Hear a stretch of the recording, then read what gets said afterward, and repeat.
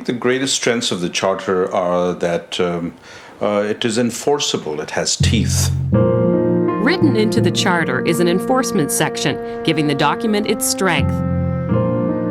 The public is guaranteed a voice if rights are violated. But the system isn't perfect. Mounting a legal challenge of any kind is a daunting task. Mounting a charter appeal can involve years of litigation, yet the language of the Charter is confronted regularly. You know, I can recall at the time when the Charter was first debated, when it was first going through, making speeches and pleading with my audiences, don't forget political pressure.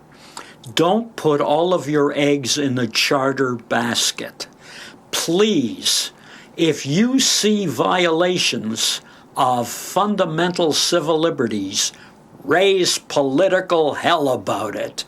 Don't leave it to the courts to resolve for us.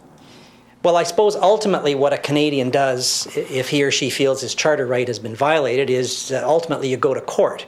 Unfortunately, that's a rather expensive and time-consuming process.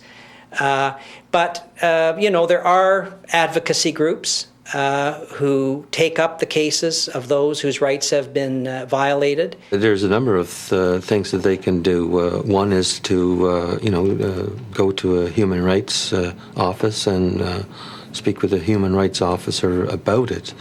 The issue. Alternatively, they can also seek remedy through the courts. Media may have its shortcomings, but media is the second area that individuals, ordinary citizens have to turn to, must turn to, should turn to be able to enforce their rights. French and English language rights are guaranteed in the Charter. The public may seek help through Dr. Adam's office when issues regarding language rights occur. This is my role as Commissioner of Official Languages to protect and promote linguistic rights and to do linguistic duality in Canada.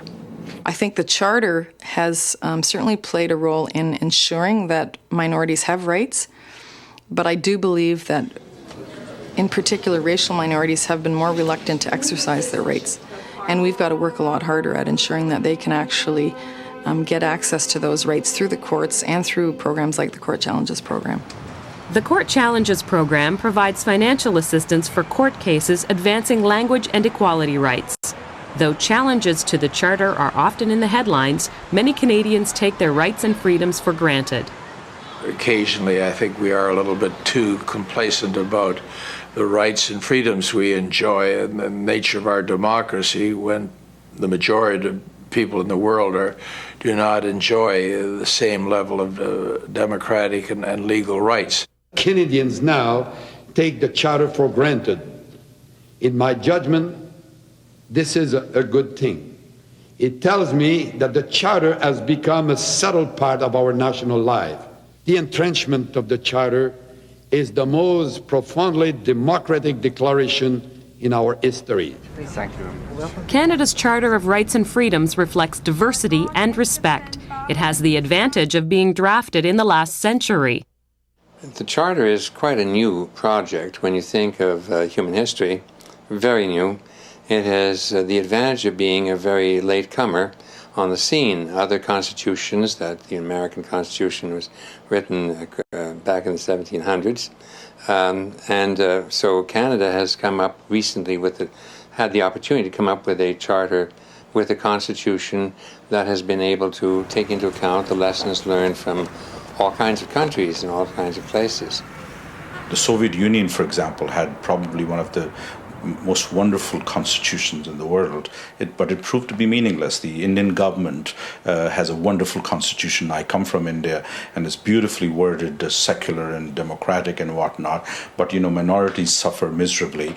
The American constitution is wonderful, but we've seen since September 11, 2001, that it has really fallen by the wayside very, very quickly in terms of all the fancy freedoms and protections that Americans used to brag about. In the same context, the Canadian Constitution has stood tall. Well, I think in some respects Canada is on the leading edge of human rights because of the Charter. I don't think we should be too smug about that. We borrowed a lot when we built our Charter. We borrow a lot as judges when we interpret the Charter from other legal systems, but we've also seen that in other countries, they are looking to Canada and the Canadian experience under the Charter for guidance. We have a lot to be proud of as a nation internationally with respect to our Charter of Rights. We have a lot to do domestically if we are going to, truthfully be what we claim to be. Like many historical documents, the Charter of Rights and Freedoms will be tested over time. As technology and society evolve, charter issues, unimaginable in 1982, will make their way into Canadian headlines. When you ask questions as to future challenges, you may be asking now not for analysis but for clairvoyance.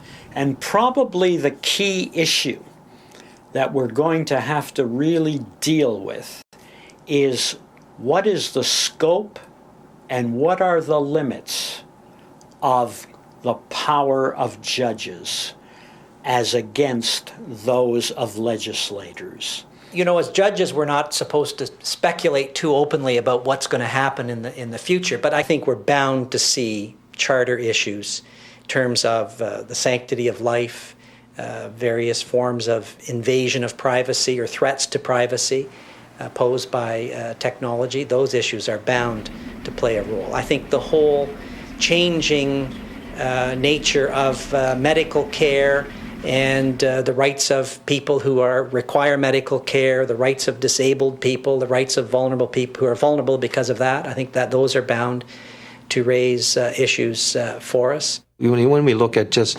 these recent developments, such as the same-sex marriages, as being, it's a significant change to this country and to the world. In fact, we're already seeing cases now coming about in the United States, and they're referring to the Canadian system and what's happening here.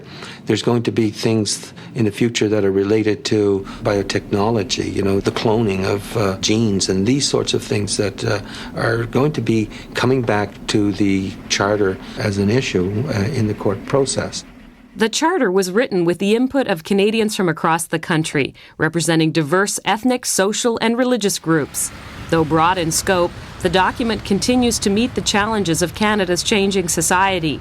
From the frontiers of science to the country's courtrooms and classrooms, the Charter of Rights remains relevant today. Now, I chose to bring the Canadian Charter of Rights and Freedoms with me to space. I brought it along because it inspires me and is a reminder of what my country has achieved. We can take pride in the human rights enjoyed in Canada today.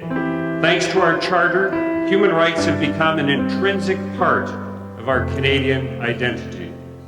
To this day, the Charter continues to defend the principles of freedom and dignity that define us as Canadians. As a Canadian citizen, I think the challenge is to ensure that along with the rights that each Canadian citizen can exercise through the Charter, we also have to underscore the responsibilities, because rights without responsibilities create an environment of anarchy.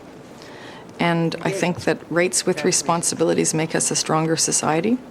So we need to focus on the rights, but we also need to underscore the common collective responsibilities. There's always a bit of a trade-off in rights with rights. You can't have an absolute right and have a society with people interacting with each other. One person's right has to take into account another person's right. Well, the Charter is a critical document. It is a restriction on the power of government. And so it's always coming up.